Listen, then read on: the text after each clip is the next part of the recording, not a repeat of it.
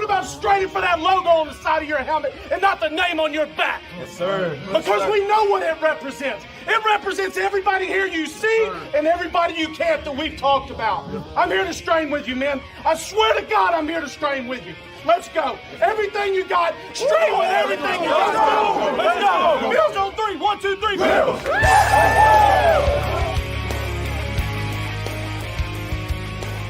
You're listening to the Off Tackle with John Fina show with your host, Joe Miller.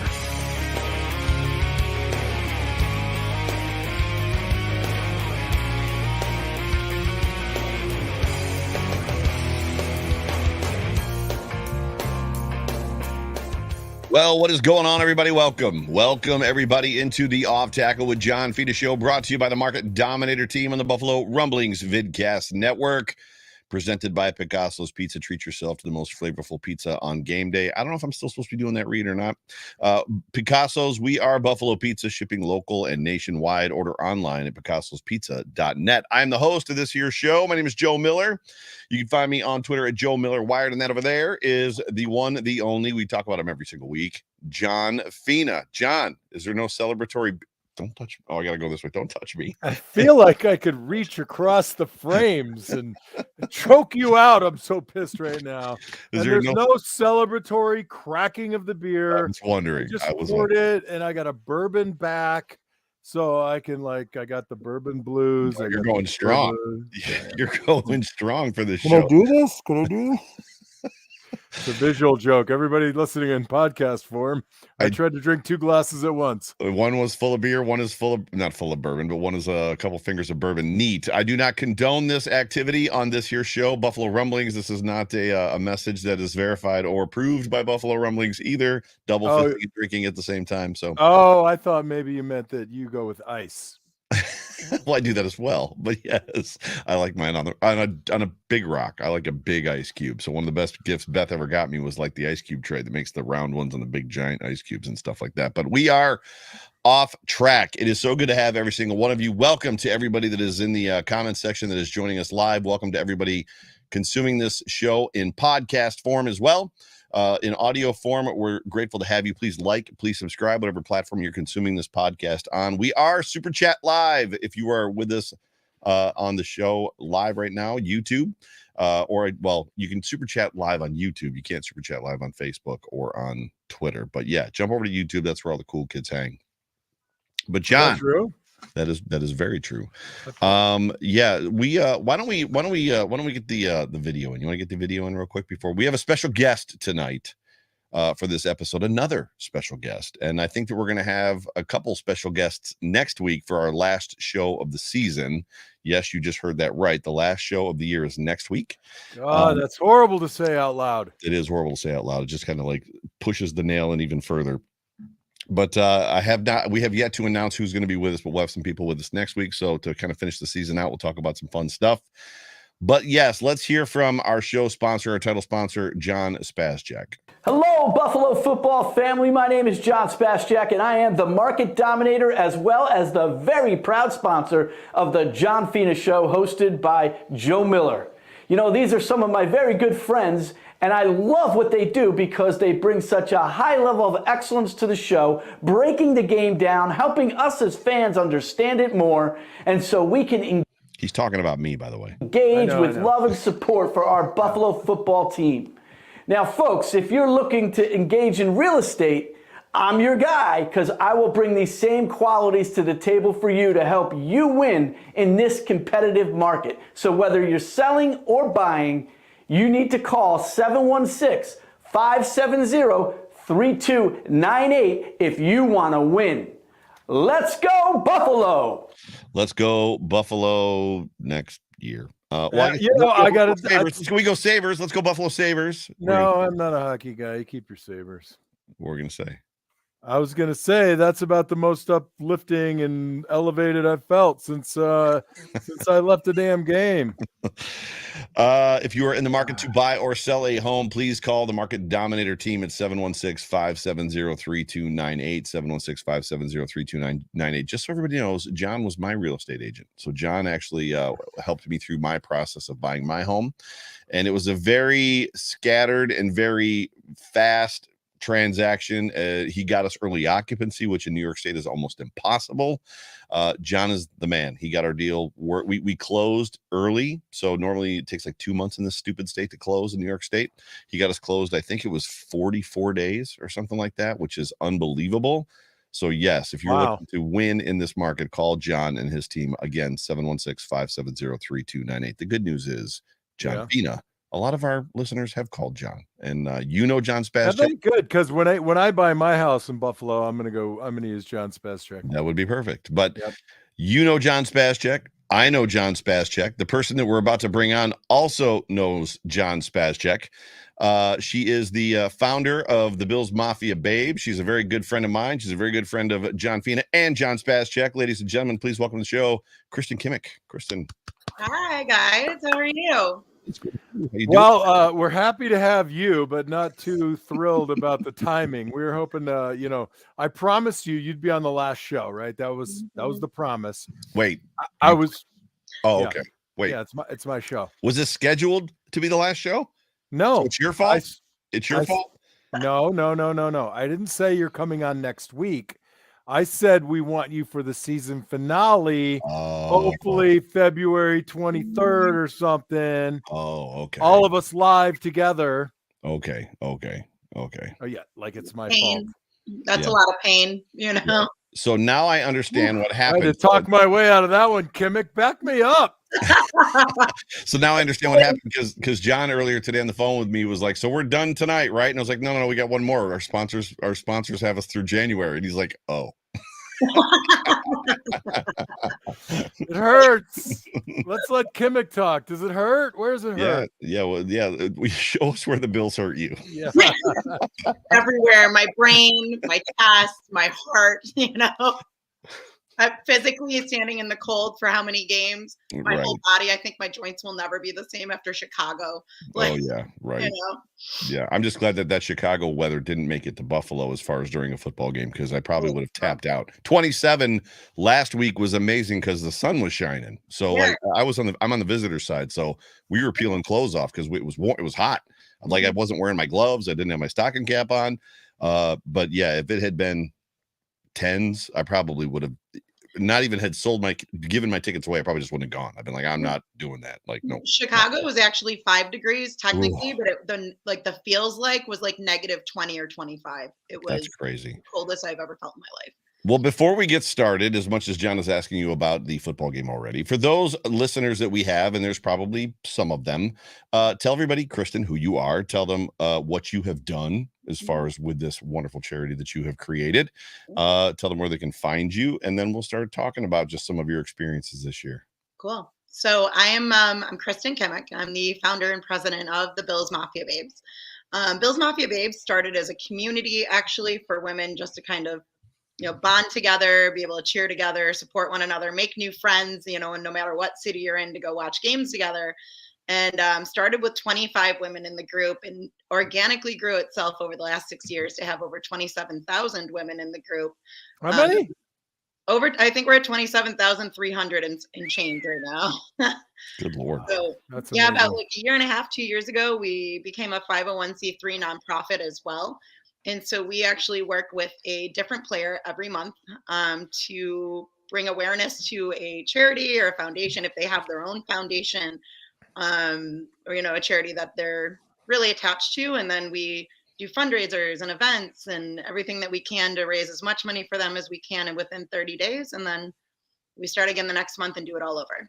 That's awesome. Do you have a count of how many people you've helped so far since you came into existence?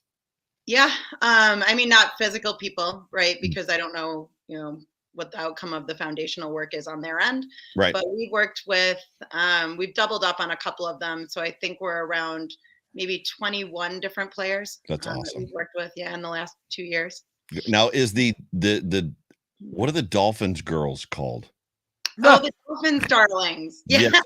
Are they affiliated with you? I saw some of your back and forth with some of them after the Dolphins game. I'm like, wait, what is this? So are you like with 26 shirts in Chicago, 26 shirts in Buffalo? Are you affiliated with them at all? No, I mean, we don't have any direct affiliation yet, but we have obviously, we become friends. There's the Chiefs chicks, there's the Dolphins darlings, there's now the Bears babes. And so little by little, we're starting to connect. And, I mean, once our teams aren't playing each other, there's nothing wrong with like having friendly banter and actually becoming friends. So met a bunch of women across the United States this year with being able to travel to the games. I was meeting them in person, and it was just really cool. The Bears babes. I think you should take a page out of the Bills playbook and trademark the word babes, and then send cease and desist to everybody trying to do good things with the word babes. So yeah, we're working on it actually. Hey, Kimmick, how many games did you get to this year? Good question. All of them. All of them, everywhere, all at once. Oh, wait, that was amazing. Yeah, it's all in one weekend. It was an exhausting weekend. Yeah, around the world. And, what was your? Did you have a favorite trip? Went to all of them, so we answered that. But did you have a favorite one? Like, oh, I hope we play there again. That was awesome. Yeah, actually, I mean, I loved Kansas City, and hanging out with you guys there was awesome. So that was probably fun-wise my favorite trip of the season. That, or it actually kind of rivals with Miami as well. That was a blast, but obviously the game outcome on that one was not. So outside of that, I actually really we were blessed to go there twice, but I fell in love with Detroit. They are a hidden gem of a city once you get inside downtown.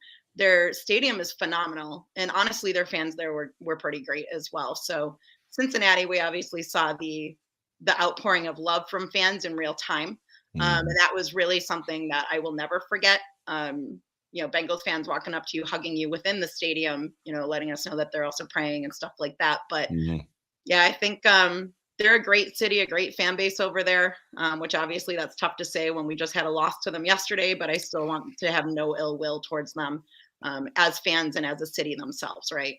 See, that's the moment where I'm like, yeah, I lived in Columbus, Ohio, an hour and a half north of Cincinnati for a long time. And Columbus is filled with Steeler fans and diehard Cleveland Brown fans. And this is where it gets tough for me because like I have a lot of friends that are, and I put this on Facebook that Monday night, I was wishing all of my Bengal fan friends, finger quotes, because literally conversations with Steeler fans, diehards, right? We all know how Steeler fans are. Brown fans are akin to Bills fans. You can't crush their souls. No matter since Jim Brown, the Browns have done nothing. And like Browns fans will not die. They will not, I'm going to say they hired a sexual predator, like right in their quarterback, and they're still supporting that football team. Got more power to them.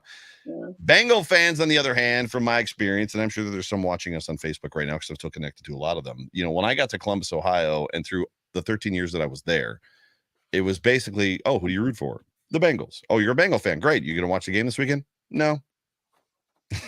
And I'm like, what? The Bengals suck, man. I don't watch them when they suck. And that wasn't like, I knew probably 3 real true Bengal fans that even when the Bengals were bad, they were watching the Bengals all the time. And now all of a sudden, John was there and you were there. Our stadium was chock full of orange and black. And I was like, where did these people come from? Because who they, I don't know who you they, like, I don't know who you guys are because so that my experience of Bengal fans, I'm not saying that inside the stadium, because Cincinnati is a great city. It's a fantastic city. And I'm not saying that I just, when you talk about fair weather to me, and keep in mind, they're called the Bungles for a reason. I mean, they've done a lot. They didn't do 17 years of no playoffs. Neither did the Browns, but they've done a lot to hurt their fan base. But the what's the word? Say lackadaisical. That's not the correct word. Just as far as being kind of like, they're indifferent. Apathetic. Apathetic. That's the word. As far as being apathetic. Do I get to take a word guess lap around the living room here? You can, please. And now that they've got Joe Burrow, who is world class, and they've got Jamar Chase, who's world class, and Tyler Boyd, and they've got Joe Mixon in that defense. Now all of a sudden they're all like all in. Now I'm not saying I'm going to blame them, but that was a really long diatribe on why I disagree with you on their fans are really great. But Sorry, Chris. Well, I don't think she's talking about the fans insofar as their history. I think she was talking about them as human beings, Joe. And Now- maybe you could try to connect at a human level. I might be spiteful right now. I might have a little bit of spite in me. I know it burned, man. I did it burn. Like I went home after the game and I kind of laid in bed for a little while and I was like, I shouldn't be this upset, but I was upset. Yeah. Yeah. Kimmick, you're frozen. Give us something. I can't read you. You're like a sphinx. You're frozen in Am I time. moving now or am I actually frozen? We can No, hear you're- you, but your video's frozen. And hearing Yeah. you is the most important thing. So as Hearing much you as is the we want most to important part. see your as much as we want to see your lovely face move, it doesn't have to. We can see you. Yes. But we can hear you, which is clearly the most important thing. But I hope my face isn't frozen in a really awkward position, but I'm it sure. is not. It is. You look sinister. Actually, I'm a little frightened. So, what is your greatest takeaway outside of the Monday night DeMar Hamlin game? What was probably the highlight? What was your greatest moment or two moments from the season for you? Honestly, it was the Patriots game, and I think that is because of spite. That's a stadium that I have not wanted to go into for the entirety of it. They're not that far away. They're not hard to drive to. Right. But I never wanted to see them when Tom Brady was playing there, to be honest. I had no inkling to go in there, deal with the fans in there. But I'll say it was kind of cathartic being in there this year because we really laid the hammer on that game. And it was actually kind of therapeutic to look around the stadium. Anytime Josh Allen did anything, you could look in any direction and there would be a couple of Patriots fans melting down. And that was that was good for the soul, right? So That's awesome. that was honestly one of them. And then obviously I think the fact that we had some losses, but the losses we had were close. They really weren't blowouts. And so, there was just a couple of mistakes being made in those, obviously outside of last night. And I think that even leaving those losses wasn't as painful. So I'd say, overall, I think that was a good takeaway over the season is that we've got it. We're on the brink of it. I thought we were there this year, but That's cool. By the way, from a tech guru, Matt Gavenda. Oh, you're working again. He says that if you freeze, if you turn it off and turn it back on again, it may work again. Is what he says. He's a internet website genius dude. Yeah, just your camera, not your actual microphone as well. But Yeah. am I back? well, no, still frozen. So No. Matt was not right. Okay. You want me to leave and come back in? So no, you're fine. You're good. We'll keep rocking and rolling this way. More than likely, you've got a couple gamers around you that are sucking up all your broadband. So it's I just live alone, and I live alone, and I'm on my own Wi-Fi, so I don't. no, I'm saying people sharing. So I don't want to get into it. It's technical. Can we move on? Right. I'm sorry. I'm ruining I'm the show. So that's awesome. Yeah, I only made it to one away game this year, which you both were at, which was the Chiefs game, and that was an epic blast. Like we had such a good time, and the Bills came out with the dub. John, how many games did you get to away games this year, or just games in general? Let's see. Just the three, right? Green Bay and Buffalo, and this most recent game, and at Kansas City. That's it, just the three. Gotcha. Which one was your favorite? I can't remember. Which one was my favorite? Oh, honestly, man, I have no desire to go to away games. Like people are like, go to Miami, and I'm like, A, I hate Florida. So B, no. D, not.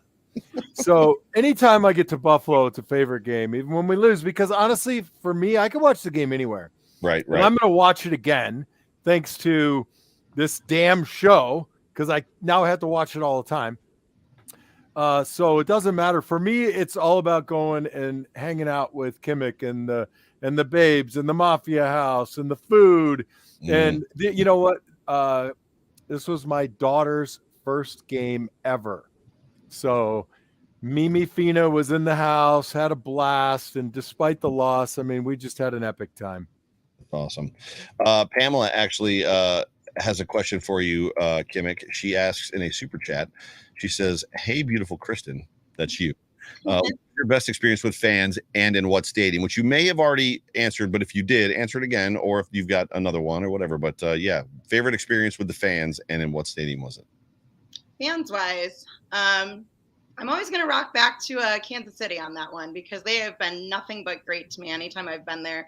I don't know if that's the same vibe for everybody. I've heard some folks say that they had bad experiences there, but honestly, third time in, I never have. Right. So right. I would probably say them. They were good. They were fun. Behind that, like I said, Detroit was nice. They were good people, and same thing. Cincinnati, they were. Like John said, they were human. They were human, and they showed it. They were empathetic. So I have not been to every stadium. I haven't been to as many now as you obviously have. Neither of us have been to as many as John has been as a player on the field. But the Chiefs, most of the stadiums I've been to are torn down now. They've been run into the earth. The word is condemned, John. You're so old; those buildings have been condemned. Thank God. But to me, the Chiefs fans, and I'm not saying fan experience and that they were the nicest people in the world. Fan experience just in the sense of have it together, loud, understand situational football, chant all at the same time. They are just the Chiefs fan experience is just something that, in my opinion, every NFL fan should go see at some point. And next year you're going to get a chance because the Bills are playing there again. But that to me is it's just cool being in that stadium. And I wish our stadium, I think we have the ability to do it. Like, that's good for a Buffalo Bills, and the crowd yells first down, like doing all that kind of stuff. For some reason, we don't, but I feel like we could if the broadcast announcer dude from the country station here in Buffalo, WYRK, would do those things. I think it would work. But you guys agree, disagree? Did you feel a better fan experience that way competitively than the Chiefs one, the Chiefs fans? Yeah, absolutely not. I mean, they bring the noise, dude. You were in there; it's almost deafening at times. Right. And even with how many Bills fans travel there, even, the 13 seconds game last year. Yep. We had a lot of Bills fans in that stadium for that. And they were still, yep. So even that one, they were even louder, obviously, at that. But holy smokes, it's a ton. Yeah, crazy loud. So with that, before we jump into the game yesterday and we get just some overarching thoughts, which John's already fanning himself. Yeah, I'm just like I love talking about all this fun stuff, but I know we got to get to this part, and I'm just dreading it, so I'm fanning myself. Well, before we do, you get to talk about house capital. Yeah, I mean, the upside is, especially in this market, if you're looking for a mortgage, you want a pro. When you're looking to buy a house, everybody's got a guy. None of them as good as John Spascheck, but when you need a mortgage, you got to get the right guy. Anybody can do work on your roof. Anybody can do the plumbing. I mean, an inspection. The three blind mice can do that. But when you want financing, you go to Brian Belser from House Capital. That's it. He's your guy. Brian Belser, House Capital. His relationships with the lenders in your area will get your deal done. So when you need a loan, go to Brian Belser at House Capital. He didn't give me a phone number, but you can find the guy. And here's the NMLS number if you want it. You want to say the word again? The NMLS? NMLS. What'd I say? Oh, I thought it was. Never mind. It's NMLS.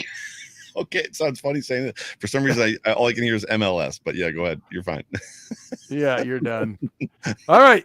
Call Brian Belser at House Capital. Now we have to 585-309. That is not his. I'm giving out his cell phone number. I better. Oh yeah, just like Spascheck. I better not. You're going down, Belser. There it is right now, and I can't drop Kimmick out, but it's 716-815. Kimmick, don't go anywhere. 2102 815-2102. Kimmick, we got your back. Can you hear me? Okay. Yeah, I can hear you. Okay, making sure. Am I still frozen? All right, Kristen. You're a black screen now, so I've totally ruined. Oh, now there you're back. Hey. Where am I moving? You're not moving anywhere, but what you're going to do is you're going to move me and Joe and the audience. We're going to give you first take, top line thoughts. I don't care if it's the game, the coaching, expectations. Ready? You're the general manager. Go. Oof. Defensive coaching. That was a big one. There were some things that came out of that I cannot believe some of those plays that were even called on that field. That was honestly, that was the most frustrating part. I mean, other side of the ball though, like you're not going to win football games with only putting up 10 points, especially in a playoff game. So I think that there was just, I mean, our O-line Josh got hit so many times that both his elbows were bleeding, like, come on. It just, where did that team go that we watched all season? Where did they go? Because last night was not it. I'm just still spiraling over it, to be honest. Yeah, for sure. We have a super chat real quick from Matt Gavenda. Thank you for being a part of the show, bro. Appreciate you. He says, to us, all of us, thank you for doing this show all year. Sucks that the year ended this way, and there's lots of questions going into the off season. He just says, thank you. So, Matt, thank you for the super chat. Thank you for being a part of the show. We appreciate you. John, you get to go next. What were your just overall arching thoughts of the game? I'm sure they probably align with Kristen's. Yeah, Joe, we talk about it all the time. No expectation that Leslie Frazier is going to do anything outside of his comfort zone, and it just killed us. We sat back, we watched, we waited. They exposed the middle of the field. They exposed the sideline. It was before we knew it, we were down 14. I mean, that shouldn't happen to you when you're going for the championship, right? You got to hold them. It should 10 to 0. Right. Or, so that was just absolutely disheartening. Right from get-go, you knew we're going to wing it. That pissed me off. Yeah. Offensively, I only watched the first half, and you could see me rubbing my brow because we waited to get into the running game. The running game was working. We come out in the third quarter. I've only watched that drive. We're driving the field. We're using the running game properly. And as soon as we get a first down, now we're throwing it down the field again. The variety of our plays and the identity of our plays, and nothing fits together. Right. Nothing fits together. And then I just texted you and Spence and Jerry O. We got first and goal in the third quarter. We need a touchdown. We're lining up to run the ball, and we got two blockers in the backfield, and they basically have 80 jerseys on. We got Isaiah McKenzie lined up behind the guard. I don't get it. And we're running the ball in that direction. Right. So top line revenue here. I would not be shocked to see changes made at the leadership level on both sides of the ball. And I'm not calling for jobs. I'm not saying that they're bad people. I'm not saying that they can't evolve, but they should have evolved for this game. Yeah, that's well said. Thoughts for me is, there was just a lot of, I don't understand. There was so much, I don't understand what's going on, that it was hard to be mad during the game. It was just very what are we doing right now? This doesn't make any sense. You're waiting for somebody to make a play. Josh's presser, he talked about the fact that they've been pretty good when they needed to go down the field and get points. They could almost at will. Scoring before the end of halftime, or before halftime rather. They've always been good at that. They couldn't get that done. There was just a lot of moments, and then there was a lot of there was 2 12-man on the defense issues. One was when the timeout was called to prevent the penalty. The second one was a penalty. It's like a championship caliber football team is having these issues, 12 men on the field more than once in a game, playing 7-8 yards off on 3rd and 5 against Jamar Chase, Tyler Boyd, and T. Higgins. Nobody being able to make a tackle. Something like half of the yards that Joe Mixon got were after contact in that football game. It just the amount of peanut butter that you could spread across this game, in the sense of win as a team. Did you put that? No, you're gonna love my comment. Everybody's been reading and listening to everybody today, losing their minds about the Buffalo Bills, and I'm thinking about it. The coaching and here's the line I came out with. This game was so bad that just about every take you've heard today from anyone is at least 75% true. It's fair. I mean, and when you look at Stephon Diggs, and just that scenario, and I wanted to give him the benefit of the doubt that he was trying to get home through the traffic to see his brother play football, because his brother was on the very next game. It's now since kind of come out that he was upset. So when I understand that he's he's upset, there's an aspect of, you understand, but at the same time, Josh was running for his life most of that football game. and I'm not saying that he made good decisions. He like blamed some of the play calls on himself, like in his presser. He was like, maybe I didn't get the play calls right. Maybe I slid the protections the wrong direction. So, I mean, he was owning way more of it than I was comfortable with him owning it. But, when you see just how dejected the players were, how numb they were to kind of just what happened, how Matt Milano's comments, we had no juice, we had no energy, like there was no momentum on our side of the football. It was very much a, how did we get here? And then to your point, John, and I don't know how much to your point this matters, but to your point, Sean McDermott basically saying, you look at the last game you play in the playoffs, and that tells you who you were as a team for the year. Woof. Right. Woof. Like that. So Sean, you're telling us that that's who you are. That game that we just watched yesterday, that's who you are as a team. That's what you're telling us. Kimmick, you got anything to add to that? Because I need to take a break and throw up somewhere. Can I throw up in the trash can? It's got holes in it. I'm joining you, man. I'm joining you on that one. I'm still speechless. God. I don't know. I'm going to turn the light off. All right. So I have another comment. All right. Which lighting is better for me? This one? Oh my gosh. Here we go. I'm kidding. See what I did with Kimmick. So listen, I wanted to bring this up because everybody, you said running for his life, and I quantified, in the first half. So Dion gave up a bad sack, right?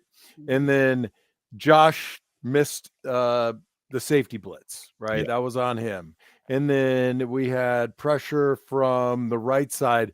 But truly, and just being fair, because I always defend the offensive line, and I want to make sure that you guys trust me on this podcast, Roger Saffold was awful. Yeah. And I like him, and I want to like him, but he was awful. I'm sorry. And then the holding call on Dion was absolutely terrible. He buried the guy. It was beautiful, like every offensive lineman's dream. Mm-hmm. And then the holding call on Ryan Bates was soft at best. But beyond that, honestly, we should have been running the ball a lot more, and it would have helped our passing game, frankly. So, the old quote, Coach, what do you think about your offense? Well, we didn't block anybody, but we made up for it on defense by not tackling either. I mean, there was nothing special happening in the front four.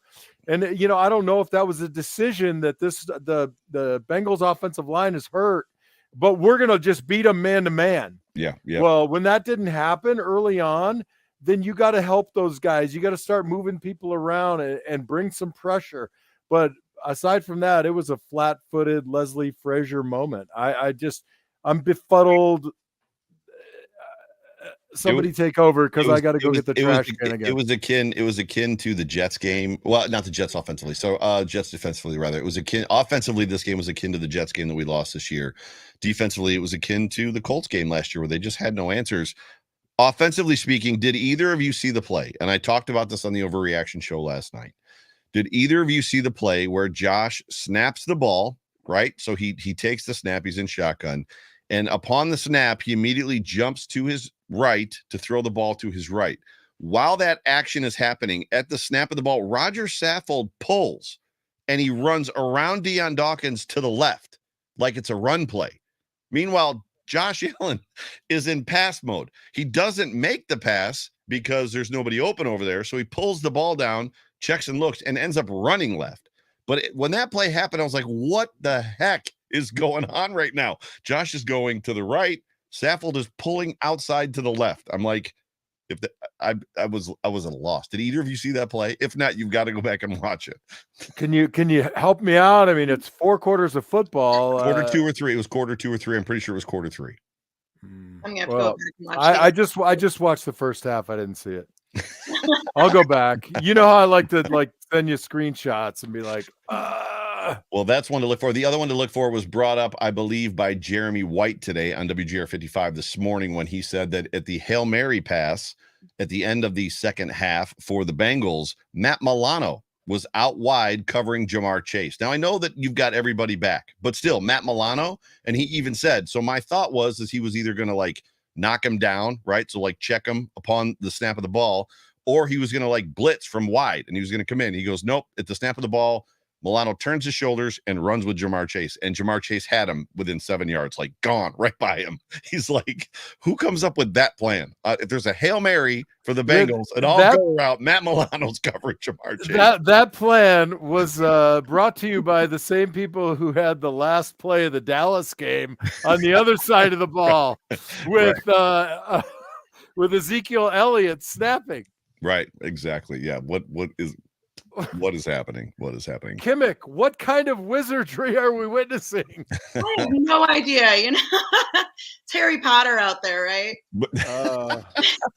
Well stated. So if we're going to transition to the good, this is going to be a short segment, but can't we do a barbecue read right now? I need a break. 5 minutes. We got 5 minutes before the barbecue. My God. The good is Q42 barbecue. The good is House Capital. The good is, John Fast Check, the market dominator. Kristen Kimmick. Before hold your thought. I'm just saying, I really felt like Picasso's should have sent me some damn pizza and wings. Like, I didn't feel like I needed to ask for it.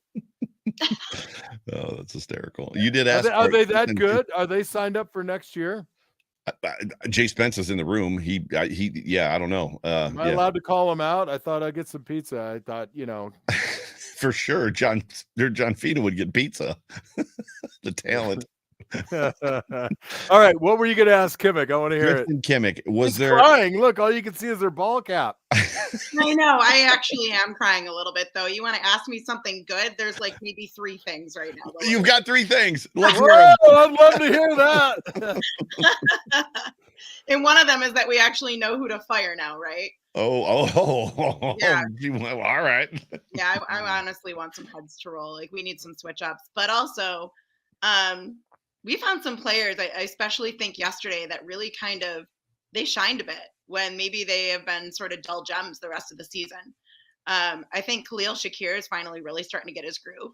I think that Nyheim Hines we saw a little bit more of rather than just these punt returns. And I think that he's going to have a bigger space hopefully next year.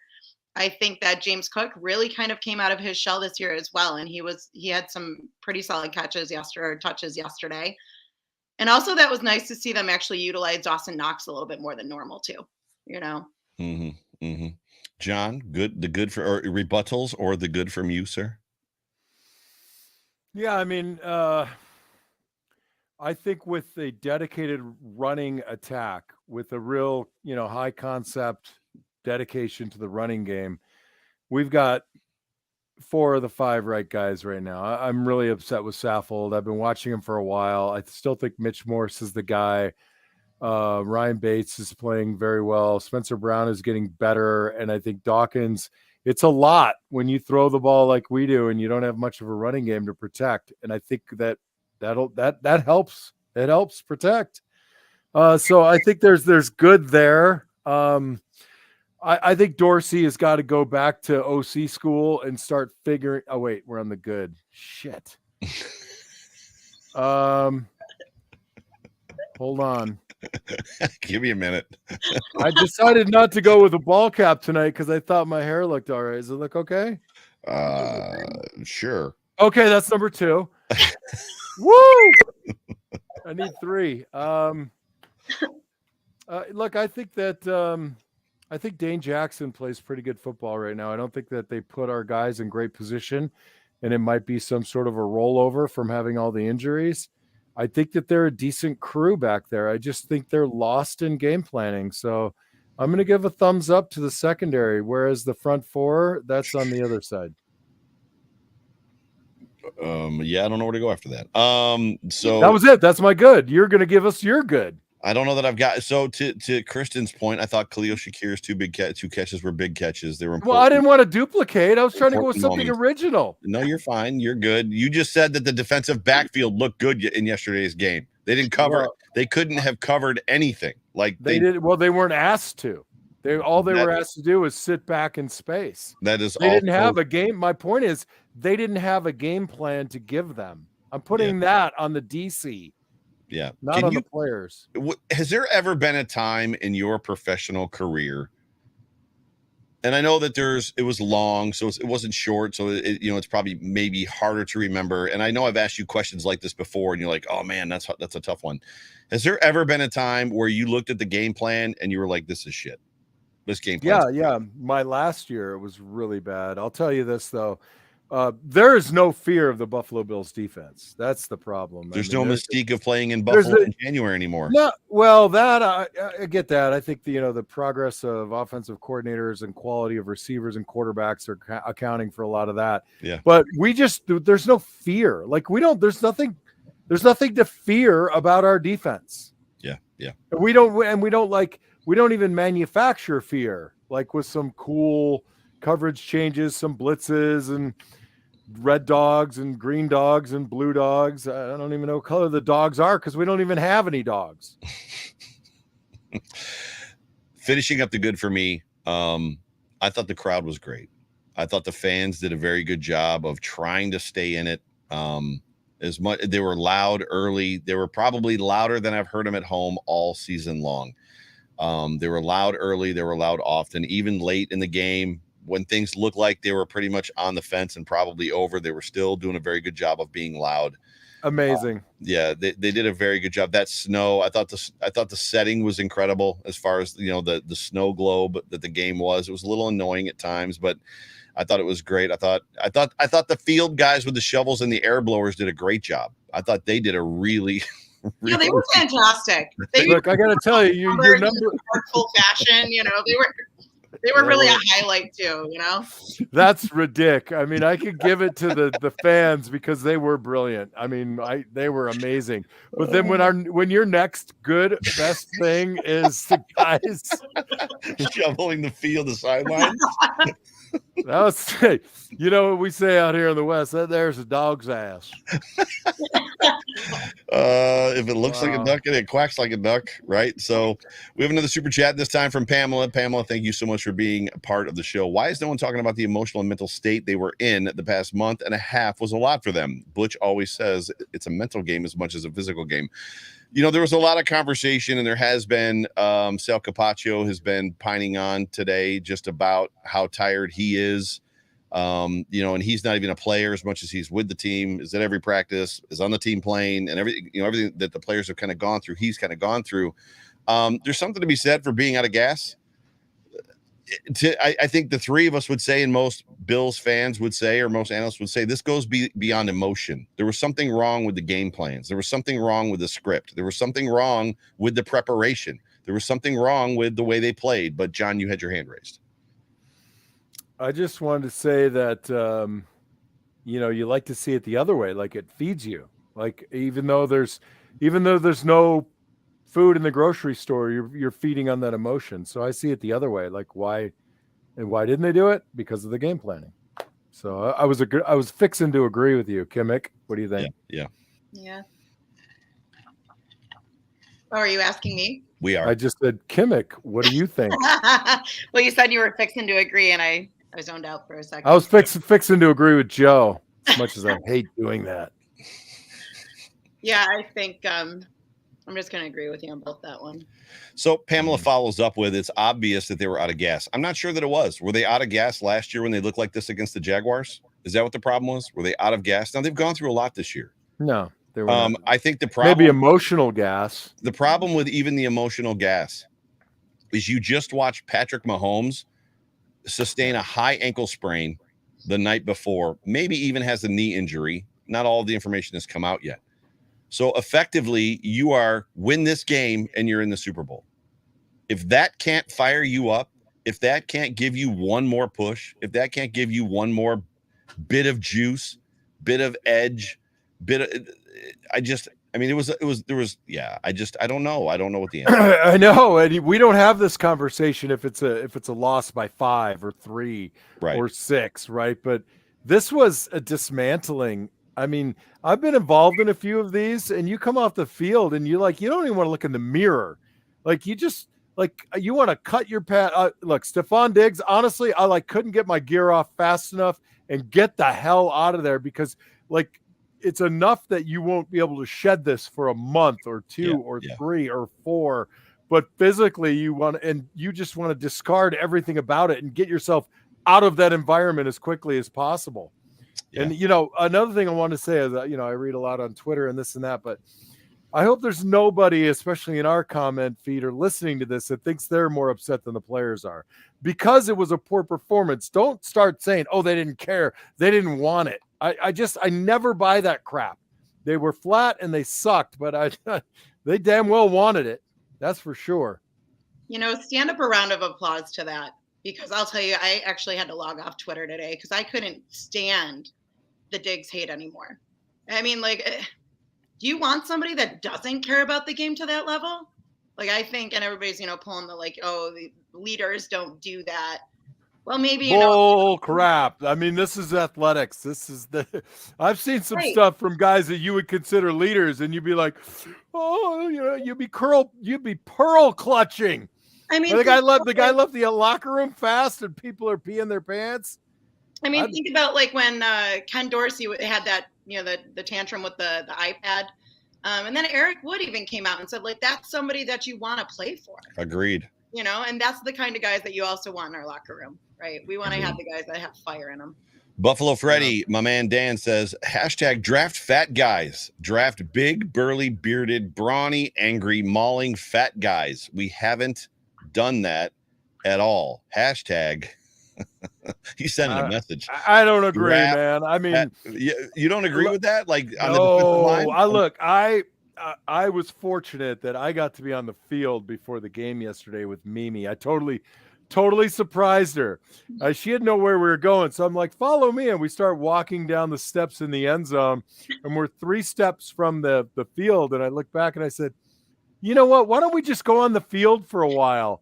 And I swear I thought she was tearing up. It was insanely cool. I can confirm that. She told me that exact same story today and did tell me she was tearing up. So. And then I took her over to the sideline, home sideline, and right before the players went in, I just said, Dion, I met your mother, Lisa, at the Mafia House. She's amazing, and now I know why you are, right? And he came over and I'm totally fanboying. I don't know if I should be embarrassed or it's I'm pretty cool. He shook my hand. He gave Mimi a big hug. That's awesome. I mean, I was like, McKenna would be so upset right now. That's her favorite player, but yeah. I thought of McKenna, and McKenna, if you're listening, I was definitely thinking of you, and I was wishing that you were with me as well, but not your dad. All right, we got to do this read, buddy. Hang on a second. I think what Freddie's more talking about is probably defensive linemen. So there's something to be said for who we've drafted, on the defensive line. Long, skinny, slim guys. Even Ed Oliver isn't exactly, stout as it pertains to, body mass and size. But you apparently don't like that answer either. So I love Dan Freddy, and he knows that because we hugged it out yesterday. But listen, Dan, I'm telling you, we go back and watch the film. We can't have guys just flying upfield. You can't take a shoulder. If I'm on your outside shoulder, I got to go through the shoulder. Right. I can't just jump outside and create all these seams. And I watched. I thank God I don't have to watch the second half of this game. Well, you might have to, but yeah. Oh, only if we're going to talk about it later. Let's talk about Q42. Yeah. Okay. So I'm going to do a special Q42 read because Iman Azizi from Q42 was so tired and he forgot, and he's so angry that I just pulled up the last 6 reads and I just randomly numbered the sentences. So I'm going to read it in no particular in a random order. I don't know why, but this week Q42 is giving the fans what they want. Go to Q42 Barbecue and get yourself some handcrafted 100% made in Buffalo barbecue sauces and rubs. Use the code FINA SHOW and save 15%. It's really 30. Third read. Get your all-natural made in Buffalo barbecue sauces and rubs. Punch in that coupon code FINA SHOW to save 30%. Q42 is all natural, crafted in Western New York with local honey and real ingredients. Number 5, just go to Q42barbecue.com. All those sauces and rubs to your cart. Put them in the coupon code FINA SHOW, all caps. Get 30% off. And what's the best way to celebrate that gritty, gutsy, gravelly, plucky win over the Cleveland Bravens? Buy some Q42. The best way to recap Sunday's game is by typing Pittsburgh toilet into the Google machine. Check that out. Then head over to Q42barbecue.com. That's QE42bbq.com. and pump in Fina Show, all capitals, and get your 30% off. Well That done. was one of the best reads I've ever heard. I'm just surprised that there was no slander on Doritos in that, to be honest. Wait, why would there be slander? Why would there be slander on Doritos? I totally slander Doritos. I do. You haven't seen, like, Eamon's got some disdain for the prices of Doritos. Oh, that's right. It's because he hasn't had the sweet spicy chili Doritos yet. If Iman had sweet spicy chili Doritos, he'd be like, "Oh, never mind." I got a cease and desist from the Doritos Corporation. No, you didn't. No, I didn't. Why do you do this?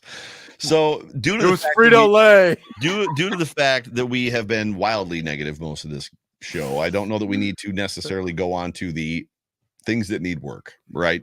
But we could probably spend the last 10 or so minutes of the show just talking about next season a little bit. Maybe some areas that we can improve, things that maybe we're going to see that they can do. When you look at this, it's most assuredly probable at this point that, Jordan Poyer is going to be gone. Tremaine Edmonds, there's a question mark out there as to whether or not he's going to be signed. You look at just Roger Saffold is gone. There's a list out there of all the players. I think I can find it. Sal Capaccio has a list out there. I'll look it up right now. Just all the guys that are potentially going to be gone from this team, or, are free agents or restricted free agents, unrestricted or restricted. Why don't we just talk real quick? What's the first position group, Kimmick, that you would upgrade? I'm glad you asked her. Ooh, I think. The offensive line. Yep. I think. So are you in the position John is in when you talk about just one position there, or is it a situation just Roger Saffold, or do you feel like we need work in other areas as well? I think that there's too many holes. So obviously Saffold is a big issue, right? But I think that we've got a few more guys in there that I think that they've got the power to fix it. And I really can't identify what the missing link is there, obviously outside Roger. But I think there's guys that could just use more work and we can keep them. Right. But I think, redrafting some of the plays, things like that, to maybe be more to their strong suit. Right. Stuff like that. But Ryan Bates had a glowing review of Aaron Cromer today in his exit interview with the press, which was great. It's going to be interesting to see what the Buffalo Bills do there. Just to give you guys an idea, so unrestricted free agents or practice squad players, Matt Barkley. So these are all free agents, practice squad players. Matt Barkley, Duke Johnson, Cole Beasley, who said today he wants to come back to Buffalo and pretty much made it sound like the only place he wants to play is Buffalo. John Brown, Tanner Gentry, Keyshawn Johnson, Alec Anderson. You're not going to know most of these guys. I'll give you the other ones as well. I know Alec Anderson. I got my picture with him yesterday. There you go. Ryan Van DeMark, Jamarcus Ingram, Kyler McMichael, Joe Giles Harris, Kendall Vickers, Cortez Boughton, Mike Love, and Kingsley Jonathan, who actually played quite a bit in yesterday's football game. Yeah. Now, the actual unrestricted, or I should say the free agents, if you will, are going to be Jake Kumaro, Jamison Crowder, who also said that he wants to come back to Buffalo, Ike Butker, Tommy Doyle, Micah Hyde is unrestricted. No, that isn't right. He's after next year. That isn't right. So Micah Hyde is on this team next year. Christian Benford, that doesn't sound right either. This can't be right. I don't know. No, that can't be right. I don't know what you're reading, but I'll tell you, I talked to Tommy Doyle on the sideline too. He's a great guy.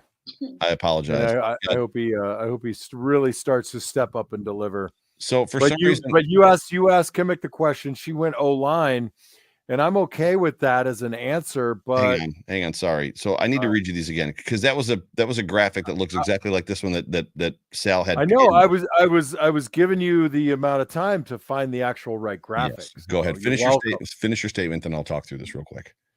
No, okay. So Kimmick's like everybody's like, oh, the O-line, Josh was on the run all the time. Fair. I'll take that as fair, even though 50% of them belong to Josh or the receivers or the tight end half the time. Yeah. Right. Yeah. But I'll say this, like you look at the numbers offensively and you want to do more. So you say offensive line, but our defensive line is littered with first and second round picks. Mm-hmm. And we can't get anything done up front. Anything. And even with that said, I'm going to say this. I still don't know who our wide receiver is after Stephon Diggs. I don't know who it is. Yeah. It's probably a slot guy. Jerry Ostrowski and I were having fun with that. Was it Jerry or was it Jerry plays slot now? No, who was it? I was I can't remember. Anyway, you're not wrong. So I'm going to give you the unrestricted free agents and the restricted free agents. Restricted free agents first. Tyrell Dotson. So these are guys that the Bills can keep if they match an offer. Dane Jackson, Cam Lewis. That's it. Restricted free agents. Devin Singletary. So these are guys that can go get the best deal they can get if they don't want to sign with Buffalo. Tywan Jones, Jay Spencer King. Big fan of Tywan Jones. For good reason. Hey, Jay Spence is a free agent? No. He's staying with Buffalo Rumblings, baby.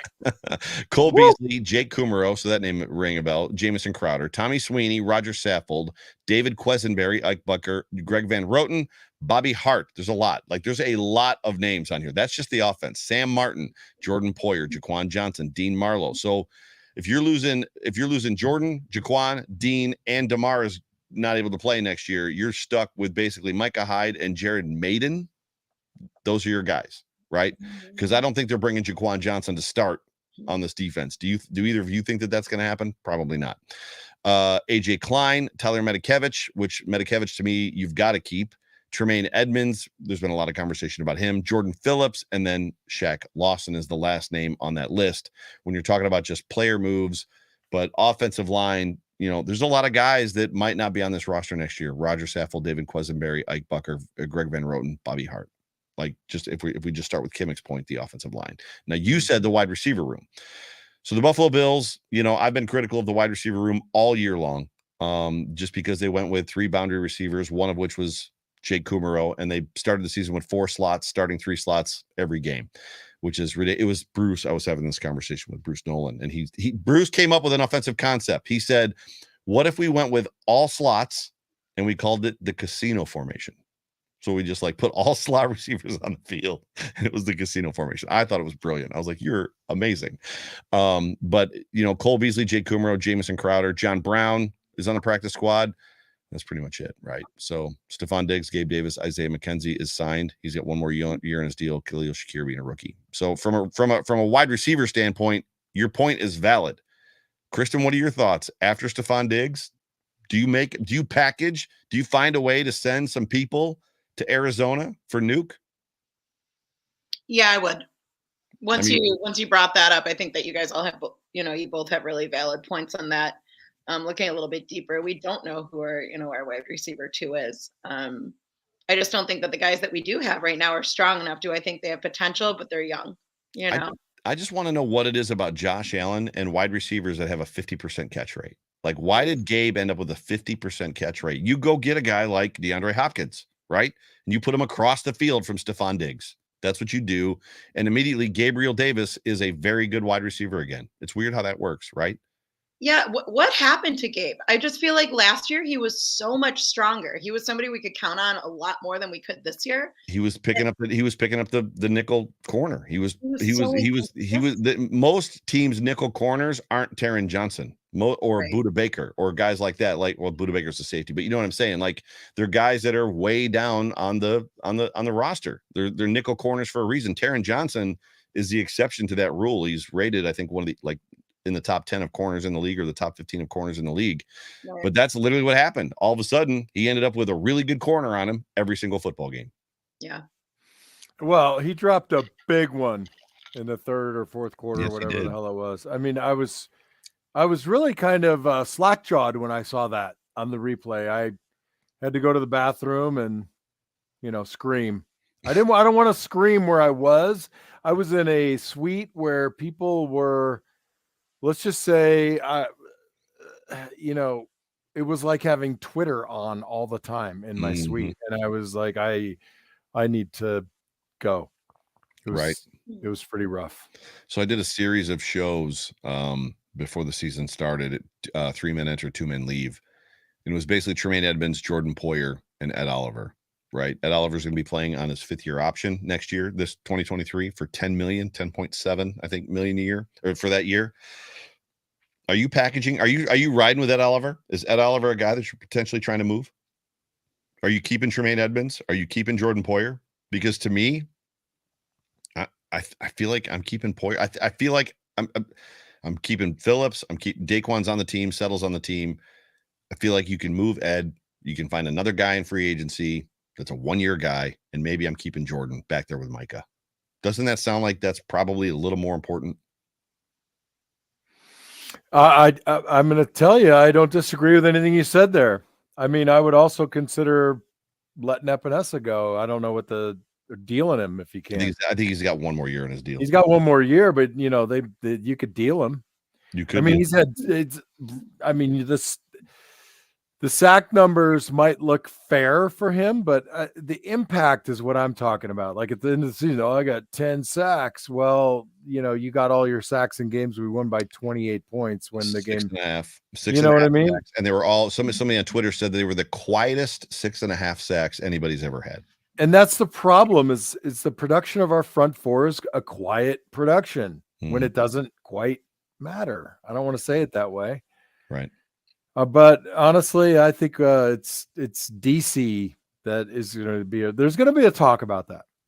The defensive coordinator position is going to be probably the biggest conversation in this coming week. What's amazing to me is guys like Spagnuolo from Kansas City, who used to be a head coach. He was a head coach of the Giants for, I think, just 2 years and then got fired, couldn't cut it. And nobody talks about him for a head coaching job either. And that dude is brilliant. I don't know the guy's name, but the guy that's now in charge of Cincinnati's defense. It's going to be interesting to see what the Bills do, to Kimmick's point earlier, just, accountability. And I'll tell you, I don't think Spagnuolo wants to be a head coach. He's been around long enough. He's got, the only upside of being the head coach is making 1.4 more than the other guys. You're a D coordinator. You're probably still pulling in 800 or 900, right? Right, for sure. For all the headache of being a 2.4 or 5.2 head coach, I don't know. I don't know if he wants it again. Andy Reid's probably making closer to 10. Yeah. I don't know if it's worth it. I mean, I'd rather be the CEO of a healthcare insurance company, that does a horrible job taking care, because you're not dragged in the media every day. Right. Hey, I'm just a guy who's denying claims, man. That's hilarious. Kristen Kimmick, we're gonna get up on out of here. You have been a wonderful guest. Any final thoughts on anything that we've talked about? And then once again, tell us about what you do, what you represent, and where people can find you. Yeah, I think rolling out of this one was still a solid go Bills, right? Yeah. We can be frustrated, but there was also a lot of good in this season. And then we obviously found out yesterday, the things that we need to work on. They were blaringly obvious, and I'm just really hopeful that over the off season that we get those wrinkles ironed out and rock and roll again next year, right? So yeah, going back to what we've always said for years and years, there's always next year, but this time I really believe it. So yeah, I am the president and founder of the Bills Mafia Babes. You can find us at Bills Mafia Babes across all of the socials, at Chemix86 across the socials for myself. And we work with different charities every month. So just check in on those and see what you can do to do some good for the community. That's awesome. John Fina, final thoughts. I got to bring Mimi Fina to her first game. It was awesome. I got to meet Mimi Fina. A lot of us got to meet Mimi Fina. Having her at the Bills Mafia house and, with Kimmick today, entertaining her since I had to leave early. I mean, for me, that's a winning season, right? I'm 19-0. I just won the Super Bowl. My kid had a great time. I got closer to the Bills Mafia, the Bills Mafia Babes. I'm growing relationships in Western New York from 2,300 miles away, beyond a random comment on Twitter. Yeah. So for me, football is, it's less important than my relationship with the people on the screen, in the comments, Damar Hamlin's life. So it's a win for me. Are they better next year? I hope so. But will I be all the poorer if I'm not hanging out with you guys next year? Well, that's for sure. So I think that the Buffalo Bills are a better football team if they put people around Josh Allen that can help him. As much as Josh Allen has Superman moments and magic Harry Potter moments where he does the unthinkable and all world things, if you surround him with more weapons and more guys, I think he can be better. For God's sake, stop drafting defensive linemen to rotate at 48% and can't get the job done in the first 2 rounds. Go find some people that can help Josh Allen, which I think James Cook can do next year. So I think one piece of that is there. Obviously, Diggs is there. They're going to have to find a second wide receiver, boundary receiver. I like the idea of Cole Beasley coming back and Khalil Shakir being behind him as far as that goes. Fix the offensive line. There's opportunity to fix this. And if you've got to focus on the offense and let the defense fall a little bit, when you look at the drafting of Kaiir Elam in the first round, did they even need to draft him in the first round? They could have taken anything else there and kept Dane Jackson and Christian Benford on the field, other than Christian getting hurt. I know, but I think there's a lot of opportunity, to your point, John, about the Bills being good next year. I think there's a lot of opportunity for them to bounce back. And the reality is there isn't a more resilient fan base in the NFL. Thank God. It's what we do. Thank God for the Bills Mafia. As much as we're not talking right now, we'll wake up in the morning, the sun will come up. Maybe not in Buffalo, but the sun will come up. It's gonna be okay, wait. I have a video. Yeah.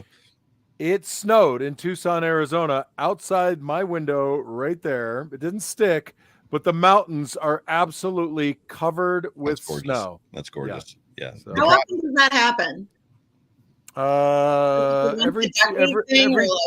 Every 2 years we get snow coming down here, but every year the mountains are covered with snow at least 3 to 5 times. That's beautiful. That's beautiful. We just want to see the sun. Right. So we just want to see this done. But I'm excited for next year already. We'll put this behind us at some point. Next week, we will have the last Fina show of the season. Tomorrow, Jay Spence the King and the Code of Conduct. Wednesday, the Hump Day Hotline will be the special time, 9 p.m. Thursday, 3-Man Rush. Friday, Food for Thought. But ladies and gentlemen, you have been tuned into the Off Tackle with John Fina show, brought to you by the Market Dominator team on the Buffalo Rumblings Vidcast Network, presented by Picasso's Pizza. My name is Joe Miller. That's John Fina. That's Kristen Kimmick. Thanks to John Spascheck and the Market Dominator team. Thanks to Brian Belser and the House Capital Group. Thanks to Iman and Q42. Ladies and gentlemen, that's all we got for you this evening. On behalf of me, John, Kristen, go Bills. Go Bills. John. Where's my free pizza? Go Bills.